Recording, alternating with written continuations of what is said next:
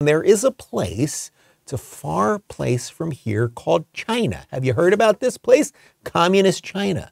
And right now, guys, they are instituting something called a credit score.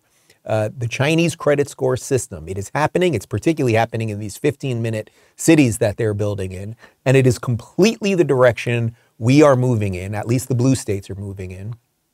And that is exactly what Anthony Fauci wants. He wants a bunch of people you can break so they end up like this. A good score brings benefits, but people with low scores lose rights. The cinema names and shames people considered untrustworthy, plastering their details, even their addresses, across big screens. It's a matter of principle. Those people have to be condemned. Those people aren't honest, so they have to pay the price. It's only right to pay your debts. You have to blacklist those that don't. The Supreme Court has created a blacklist for so-called bad citizens, those whose ratings have dropped to 0. On it are companies, but also 23 million people to date. Among them is this journalist Liu Hu. He got a little too close to uncovering corruption among high-profile party members. After being sued for defamation by the subject of a story he'd written, he was blacklisted. But he only realized when he tried to buy a train ticket and was told he was banned from traveling.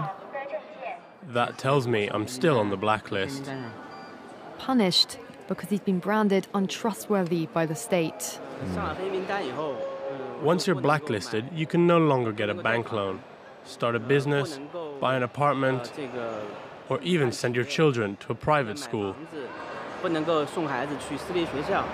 Liu Hu is among a tiny minority of people who have dared to criticize the system, which some are calling a digital dictatorship.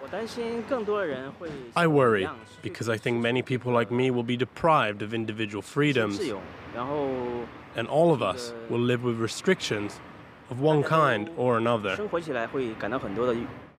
Does it seem like too much of a jump to go from Fauci, who literally said he wanted to break people, to what is going on in China right now? I don't think it does.